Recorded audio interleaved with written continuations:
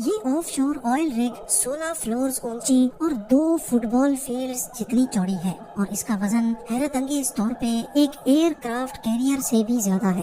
اس oil plate form کو اپومیٹکس کہا جاتا ہے، جو فی الوقت نارتھ امریکہ میں لوئیزیانا کے ساحل سے 130 کلومیٹر دور گلف آف میکسیکو میں موجود ہے۔ لیکن اس کی منزل کا آغاز آج سے چند سال پہلے ہزاروں میل دور ساؤتھ کوریا سے ہوا تھا، جہاں ہزاروں ورکرز اور انجینئرز اس آئل پلیٹ فارم کو بنانے میں مصروف تھے۔ پورے 7 سالوں کی محنت کے بعد جب اپومیٹکس کو تیار کر لیا گیا تھا تو انجینئرز کو ایک ایسا چیلنج فیس کرنا پڑا جو وہ اپنے کیریئر میں پہلی بار کر رہے تھے۔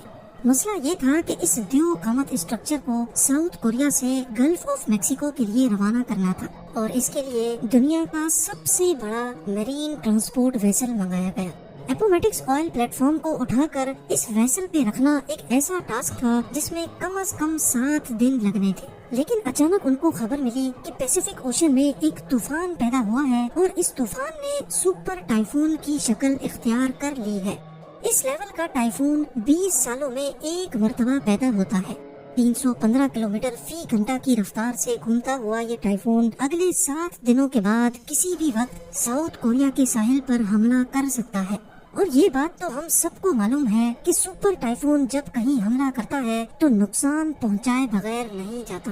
ورکرز، انجینئرز اور ٹرانسپورٹ ایکسپرٹس کے لیے اب چیلنج یہ تھا کہ ان کو 7 دنوں کا کام صرف 3 دنوں میں کرنا تھا، یعنی اگر 3 دنوں کے اندر اپومیٹکس آئل پلیٹ فارم کو شپ یارڈ سے اٹھا کر اس مرین ویسل پہ لوڈ کر کے روانہ نہ کیا گیا تو سالوں کی محنت ایک ہی پل میں ضائع بھی ہو سکتی ہے۔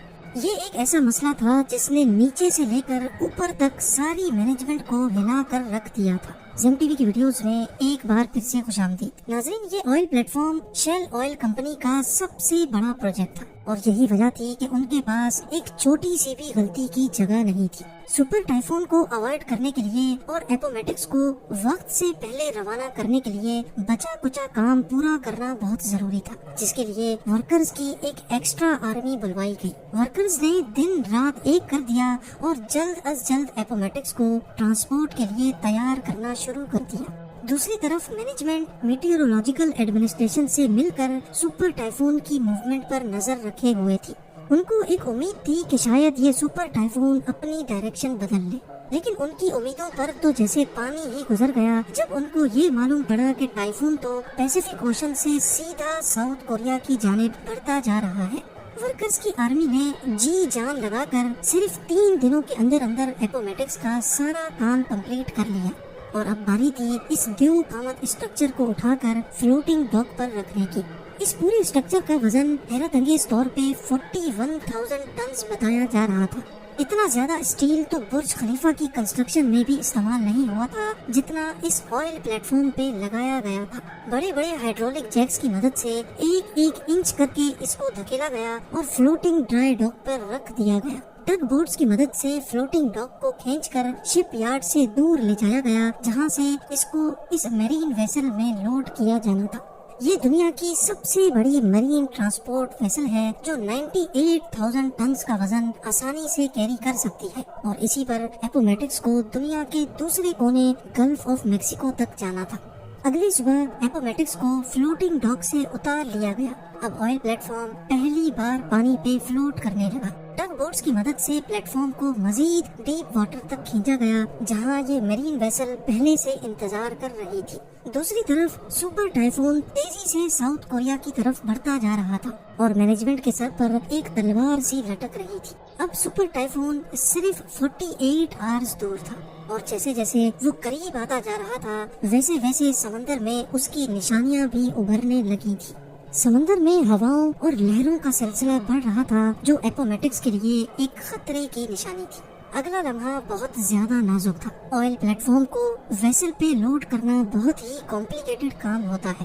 اس کے لیے پہلے ویسل اپنے اندر موجود واٹر ٹینکس میں پانی انٹیک کرتی ہے، جس کی وجہ سے وہ پانی کے اندر چلی جاتی ہے۔ پھر tug boards oil plate form کو کھینچ کر ویسل کے اوپر لے کر جاتی ہے، اور پھر آخر میں ویسل پانی کو واپس باہر نکالتی ہے، جس کی وجہ سے ویسل اوپر کی جانب اٹھ جاتی ہے۔ لیکن یہ کام اتنا آسان بھی نہیں ہوتا ہے جتنا آپ نے اس اینیمیشن میں دیکھا۔ اس کام کے لیے سمندر کا پرسکون ہونا بہت ضروری ہوتا ہے، کیونکہ اگر لہروں میں یہ کام کیا گیا تو اپومیٹکس صحیح الائنمنٹ میں ویسل کے اوپر نہیں لوڈ ہو پائے گا، اور یہ چیز ویسل اور اپومیٹکس دونوں کے لیے خطرناک ہو سکتی ہے۔ سپر ٹائفون کی وجہ سے سمندر میں کافی تیزی تھی، لہروں اور تیز ہواؤں کی وجہ سے یہ کام کرنا ممکن نہیں تھا۔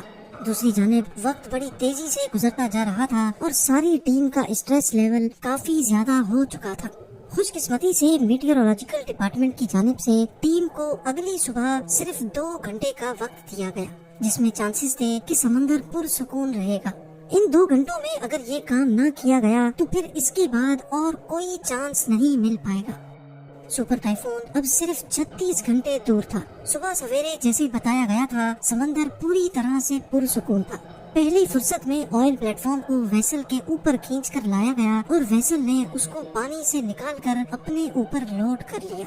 سپر ٹائفون سے کئی گھنٹے پہلے اپومیٹکس آخر کار ساؤتھ کوریا کو الوداع کرنے میں کامیاب ہو چکا تھا۔ شیل نے اپنے آئل پلیٹ فارم کو سپر ٹائفون سے بچا کر پہلا چیلنج تو کمپلیٹ کر لیا تھا، لیکن اس کا مطلب یہ نہیں کہ اب آگے اور کوئی چیلنج نہیں آنے والا۔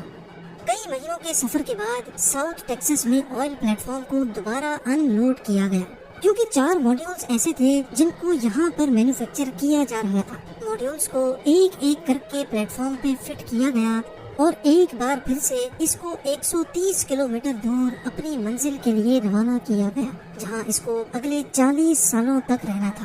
پورے 7 سالوں کی محنت کے بعد آخر کار اب وہ گھڑی آ چکی تھی جب اپومیٹکس کو 30,000 فیٹ نیچے آئل ویل کے ساتھ کنیکٹ کرنا تھا۔ جس جگہ اپومیٹکس پانی میں فلوٹ کر رہا ہے، یہاں سمندر کا باٹم 7,400 فیٹ ڈیپ ہے۔